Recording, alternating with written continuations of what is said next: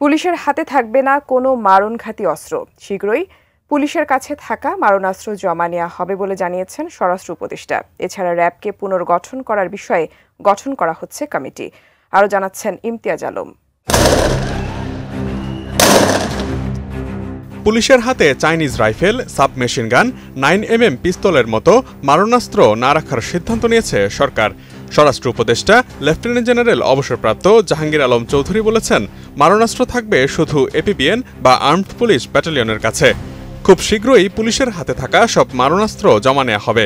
সোমবার আইন শৃঙ্খলা সংক্রান্ত উপদেষ্টা পরিষদ কমিটির নবম সভা শেষে সাংবাদিকদের এই সিদ্ধান্ত জানান স্বরাষ্ট্র উপদেষ্টা। পুলিশের হাতে যেন আর কোনো মরণাস্ত্র না থাকে, এইগুলি তাদের জমা দিয়ে দিতে হবে। কোনো মরণাস্ত্র পুলিশের হাতে থাকবে না, বাট এপি ব্যাটালিয়নের হাতে থাকবে। এপি ব্যাটালিয়নের কাজ কিন্তু অন্য পুলিশের থেকে একটু ডিফারেন্ট।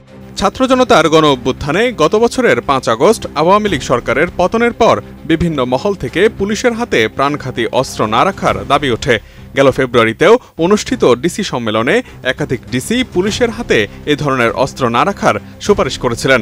অবশেষে আজ দুপুর স্বরাষ্ট্র মন্ত্রণালয়ের সম্মেলন কক্ষে অনুষ্ঠিত আইন শৃঙ্খলা সংক্রান্ত উপদেষ্টা পরিষদ কমিটির নবম সভায় এই সিদ্ধান্ত নেওয়া হয়েছে বলে জানিয়েছেন স্বরাষ্ট্র উপদেষ্টা। সাধারণ এই অপারেশন যাতে তো মরণাস্ত্র তো তার দরকার নেই, যার যে মরণাস্ত্র দরকার নেই ওইগুলি তো দরকার নেই, তার সাথে আর্মড পুলিশের ব্যাটালিয়নের কাছে থাকবে। মোনালিসা হেভি ফ্লো 15 পিস প্যাকেটের সাথে 8 পিসের একটি প্যাকেট একদম ফ্রি। সংবাদ সম্মেলনে স্বরাষ্ট্র উপদেষ্টা বলেন, মারণাস্ত্র থাকবে শুধু এপিবিএনের হাতে। পুলিশের অভিযানে যেতে মারণাস্ত্রের প্রয়োজন নেই। তবে কবে থেকে এই সিদ্ধান্ত কার্যকর হবে সে বিষয়ে সুস্পষ্ট কোনো ধারণা দেননি তিনি। অবশ্য পুলিশের হাতে কোন কোন ধরনের অস্ত্র রাখা যাবে, কিভাবে তা কাজ করবে সেসব বিষয়ে ঠিক করতে স্বরাষ্ট্র মন্ত্রণালয়ে নিযুক্ত প্রধান উপদেষ্টার বিশেষ সহকারী খোদাবক্স চৌধুরীর নেতৃত্বে একটি কমিটি গঠন করা হয়েছে বলেও জানিয়েছেন স্বরাষ্ট্র উপদেষ্টা। পাশাপাশি সভায় র্যাব পুনর্গঠনের সিদ্ধান্ত হয়েছে। র্যাব পুনর্গঠন নিয়ে স্বরাষ্ট্র উপদেষ্টা বলেছেন, র্যাব এখনকার নামে থাকবে কিনা, বর্তমান পোশাক থাকবে কিনা, পুনর্গঠন হলে তা কিভাবে হবে এসব পর্যালোচনা করতে একটি কমিটি গঠন করে দেওয়া হয়েছে।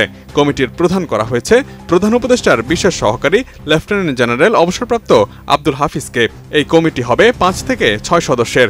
বিভিন্ন বাহিনী থেকে কমিটির সদস্য করা হবে। এই কমিটি চাইলে সদস্য সংখ্যা বাড়াতেও পারবে। এই কমিটি র্যাবের নাম থাকবে কিনা, তাদের কার্যক্রম কেমন হবে এসব নির্ধারণ করবে। র্যাব এই পুনর্গঠন কিভাবে হবে, এটা এই নামে থাকবে কিনা, এই ড্রেস থাকবে কিনা, বা এই ফোর্স থাকবে কিনা, বা কিভাবে অর্গানাইজ হবে, এই জন্য আমরা একটা কমিটি করে দিয়ে দিচ্ছি। ওইটা একজন উপদেষ্টার নেতৃত্বে একটা কমিটি করে দেওয়া হয়েছে এবং কয়েকটা বাহিনীর হেডদের এটা মেম্বার করে দেওয়া হয়েছে। এদিকে সভায় গার্মেন্টস শ্রমিকদের বেতন ঈদুল আজহার আগে পরিশোধ করার বিষয়ে সিদ্ধান্ত হয়েছে। তাদের বৈধ দাবি মালিকরা অবশ্যই পরিশোধ করতে হবে।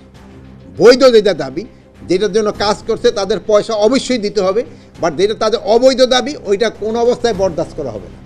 কোরবানির হাটে সাধারণ মানুষের নিরাপত্তা বাড়ানোর জন্য রাজধানীর প্রতিটি হাটে হাট কর্তৃপক্ষকে 100 জন করে আনসার নিয়োগ করার নির্দেশনা দেওয়া হয়েছে।